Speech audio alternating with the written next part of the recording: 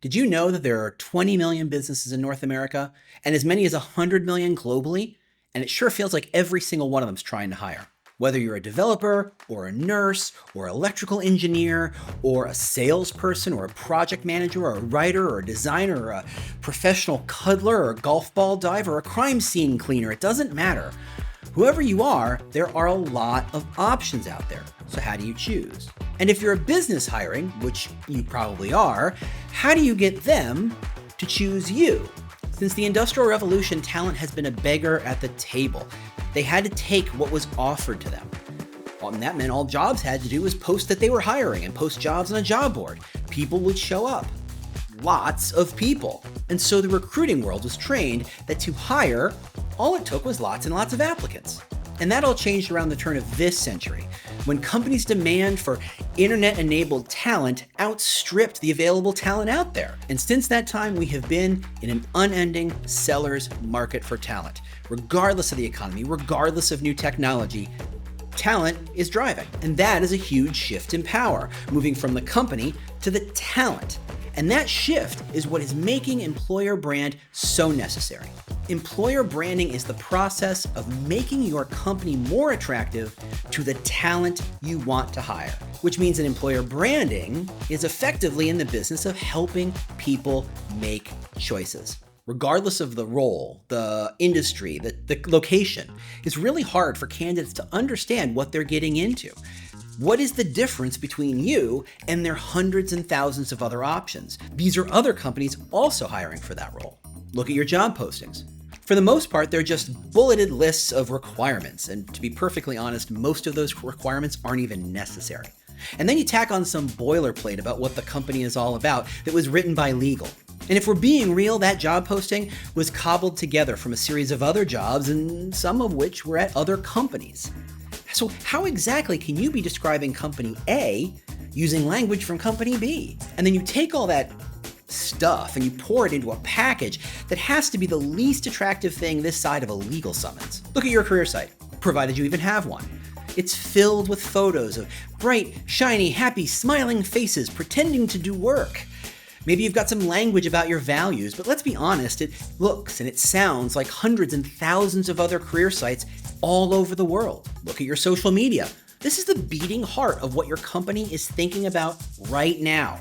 Is it filled with generic posts about this holiday or that day of celebration? Is it telling a prospect why they should choose you, or is it filled with things that only you care about?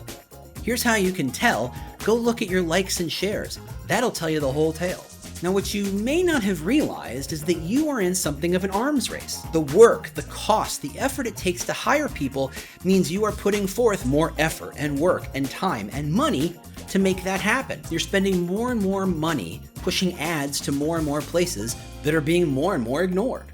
You're buying awards that look like everybody else and saying very little to the people you're desperate to attract. You're buying tools that are there just to spam the heck out of strangers. Right now, you are almost going broke, spending money trying to convince strangers that you are the best. And that's not possible. Here's an example. What's better, being the social media manager at Apple or the social media manager at the Wisconsin Department of Natural Resources? Obviously, they are completely different. The person who wants to work at Apple, they're there for innovation. They're there because it's a company that their parents actually will recognize. The person at the Wisconsin Department of Natural Resources might be interested in the outdoors or doing good with the land. They're there for different things. One is not better than the other, not by a long stretch. They're just for different people. No company, no job is the best. It's only the right fit for that person or not. The person doing social media at Apple isn't inherently better than the person doing it for a state agency. They are just doing it because they want different things out of their job. Unless you're, Google or maybe even OpenAI, you're never, ever, ever gonna win the game by showing you're the best. Trying to be the best is a game that only the biggest and most well-funded companies can win. And that's not you. You win not by showing how you're the best, but by showing how you're different. And in doing so, you're no longer competing with these big companies. You have a kind of monopoly on this particular idea. For example, if you want to help mankind get to Mars, well, regardless of how you feel about the leadership styles or the salaries, you're going to want to work at SpaceX. Why? Because SpaceX is pretty much the only company trying to get humanity to Mars. They have a monopoly on the mission. Is what you care about making a pile of money? Well, then you're going to want to work at Goldman Sachs or Snowflake or Stripe, places that are offering top-of-the-line salaries, ignoring millions of other options. None of these companies have good employer brands, nor do they have bad employer brands. What they have are strong employer brands.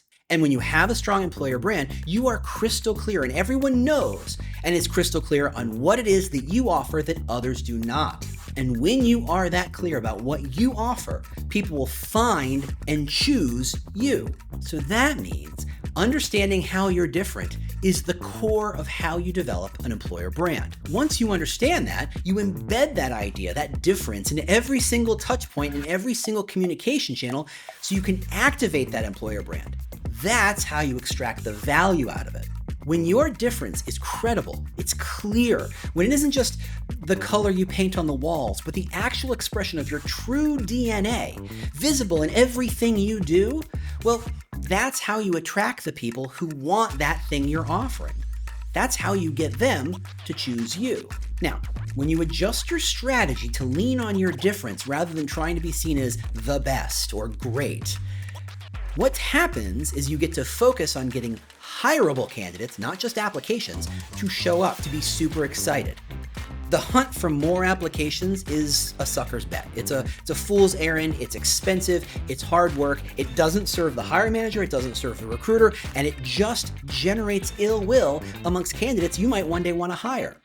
Now, based on all this, you might assume that employer branding is a recruiting thing. And it is, but it's not. Your employer brand isn't some cool new idea. It's an extension of your existing corporate and consumer brand. It's the extension of your corporate brand to a talent market rather than, say, an investor market or a consumer market. Take a look at SpaceX again. Their brand about going to Mars isn't just some sort of fun marketing piece. It's actually what the company is all about. There's no separation around why people join there and why the company exists. It's a core idea. All they have to do is adjust some language, and suddenly people understand what they're offering. And as an extension of the larger brand, good employer branding supports consumer marketing and investor relations. When everyone knows why people work there and that they're amazing and that they love working there, they put their passion, their heart, and their soul into this product or service, they create an emotional connection between the buyer and the product. At the same time, when investors see that the staff really are committed to this idea, they see long-term growth and are more inclined to invest. And it works both ways. When more consumers buy, the company levels up. When more investors invest, the stock price levels up, which makes recruiting so much easier. And that leads me to my final point about what employer branding really is. It's not just for recruiters. It's not just for hiring managers. It is for everyone at the entire company. When every recruiter and hiring manager and leader, when they all understand what makes this company different, what makes working at this company different, suddenly every recruiter and every recruiting tactic is more effective. Everything you say on every single channel is aligned to what makes you unique, what makes you interesting, what makes you choosable. This is opposed to the standard recruiting of just throw out whatever you can say that sounds interesting in a completely scattershot approach. And the funny thing is, when you hire more people who are attracted to that unique difference, it makes your company more that unique difference, which in turn attracts more of the people who want that. And it becomes a snowball or a flywheel that just makes your company more effective. So that means employer branding is a system or a strategy that takes what's unique about your company, communicates it clearly, leverages all the parts of the company, including your employees, your tactics, your tools, all of it, so that you're crystal clear about what you offer that's unique to attract the people you really want to hire. That is Employer Branding 101.